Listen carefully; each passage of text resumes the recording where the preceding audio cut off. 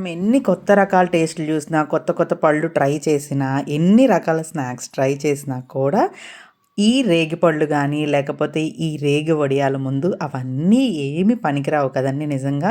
ఎందుకంటే ఈ రేగిపళ్ళు అది కూడా మన దేశీ ఈ నాటు రేగిపళ్ళు టేస్ట్ వేరే వాటికి రాదు. అండ్ మనం ఇంట్లో చేసుకునే ఈ రేగి వడియాలనేవి బయట మార్కెట్లో కొన్నవి తిన్నా కూడా ఈ టేస్ట్ అయితే రాదు కదా. మరి ఇంకెందుకు ఆలస్యం, ఇవాల్టి వీడియోలో చాలా ఈజీగా చేసుకునే ఈ రేగి వడియాలని ఎలా చేసుకోవాలో అయితే చూసేద్దాం. మరి హలో నేస్తలు, వెల్కమ్ టు ఆర్గానిక్ నేస్తం. నేను మీ సుజీ. అండ్ ఈ వీడియోలో మనం స్పెషల్గా రేగి వడియాలండి. ఎందుకంటే మనకి ఈ రేగిపళ్ళు కేవలం హార్డ్లీ ఒక 2 నెలలు అలా వస్తూ ఉంటాయి. అది కూడా ఇలాంటి చిన్ని చిన్ని రేగిపళ్ళు అనేవి చాలా రేర్గా దొరుకుతున్నాయండి ఇప్పుడు.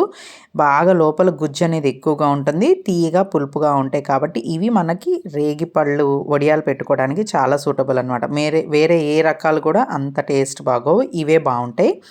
అండ్ మనం వీటిని క్లీన్గా కడిగిన తర్వాత ప్రతిదీ కూడా చూసుకోవాలండి. ఎందుకంటే మన కంటికి కనబడని చిన్న పురుగులు అయితే ఉంటాయి. ఎందుకంటే వీటికి ఎటువంటి పురుగుల మందులు కానీ అలాంటివి ఏమీ స్ప్రే చేయరండి ప్రత్యేకంగా. న్యాచురల్గా అవే పెరుగుతాయి కాబట్టి ప్రతి ఊళ్ళల్లో పొలాల దగ్గర అట్లా పెరుగుతూ ఉంటాయి కదా. వీటికి ఏమి స్ప్రేయింగ్ అంటూ ప్రత్యేకంగా చేయరు. న్యాచురల్గానే వీటికి లైట్గా అక్కడక్కడ పురుగు అయితే కనిపిస్తూ ఉంటుంది. సో ప్రతిదీ మనం చెక్ చేసుకోవాలి. అలా క్లీన్ చేసి పెట్టుకున్న దాంట్లో కొద్దిగా బెల్లం, చూసారా బెల్లం ఎంత బాగుందో, చూస్తేనే చాలా టెంప్టింగ్గా ఉంది కదా. ఇది న్యాచురల్గా పెంచిన చెరుకుతో తయారు చేసిన బెల్లం అండి. అంత ప్యూర్గా ఉంటుందంటే ఒక్కసారి మీరు తిని చూస్తే చెప్పగలరనమాట. అండ్ మన చెట్టు అండి ఇవి పచ్చిమిరపకాయలు.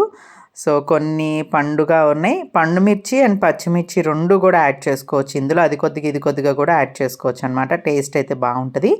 అండ్ దీనికి కావాల్సింది మనకి కేవలం క్లీన్ చేసి పెట్టుకున్న రేగిపళ్ళు, పచ్చిమిర్చి అండ్ పండు మిర్చి, కొద్దిగా జీలకర్ర, రాళ్ళ ఉప్పు అండ్ బెల్లం అండి. సో వీటికి కొలతలు అంటూ ఏమీ ఉండవు. ఎందుకంటే మనకి టేస్ట్కి అనుగుణంగా, అంటే మనం కారం ఎక్కువ తింటున్నాం అనుకోండి, దానికి తగ్గట్టుగా ఉప్పు అండ్ బెల్లం అనేది యాడ్ అవుతుంది. కొంతమంది తీపి తక్కువగా కావాలనుకుంటే బెల్లం అనేది తగ్గించేసుకోవచ్చు. సో రేగిపళ్ళు పులుపు తీపిగా ఉన్నాయా అనే దాన్ని బట్టి ఈ రిమైనింగ్ ఈ మిగతావి ఏవైతే ఉన్నాయో వాటిని యాడ్ చేసుకోవడమే. సో ముందుగా మనం ఉప్పు, జీలకర్ర, పచ్చిమిర్చి అండ్ పండుమిర్చి వేసి ఇలా పేస్ట్ లాగా దంచేసుకోవాలి. ఆ తర్వాత కొద్దిగా బెల్లం, సో మనం టేస్ట్కి అనుగుణంగా యాడ్ చేసుకుంటాం కాబట్టి చూసి యాడ్ చేసుకోవచ్చు. ఇలా ఇదంతా కూడా మనం ఫైన్గా అలా పేస్ట్ లాగా చేసేసుకుంటే తర్వాత మనం క్లీన్ చేసి పెట్టుకున్న రేగిపళ్ళని ఇందులో యాడ్ చేసుకోవచ్చండి. అండ్ ఇక్కడ ఇంకొక విషయం ఏంటంటే రేగిపళ్ళని మనం గట్టిగా దంచకూడదండి. గట్టిగా దంచితే లోపల ఉన్న గింజ అనేది పగిలిపోతుంది అనమాట. అలా పగిలింది అనుకోండి, మనం తినేటప్పుడు నోరంతా కొట్టుకుపోతుంది అనమాట. అంటే లోపలంతా కూడా మనకి తెలియకుండానే మనం వీటిని చప్పరిచ్చి తింటాం కదా. సో అప్పుడు నాలుక మీద అంతా కూడా కోసుకుపోయినట్టుగా అయిపోతుంది. సో జాగ్రత్తగా లైట్గానే మనం వీటిని దంచాలి. అంటే గింజ నలగకుండా పైన ఉన్న గుజ్జు, తొక్క వరకు నలిగే వరకు మనం ఇలా స్మాష్ చేసుకుని మొత్తం అంతా కలిసేలాగా కలుపుకొని లైట్గా దంచుకుంటే సరిపోతుందండి. అండ్ వన్స్ ఇలా మొత్తం అంతా మనం దంచి అంతా కలిపిన తర్వాత టేస్ట్ చూసుకుని ఉప్పు, కారం అనేది మనం అడ్జస్ట్ చేసుకోవచ్చు అనమాట.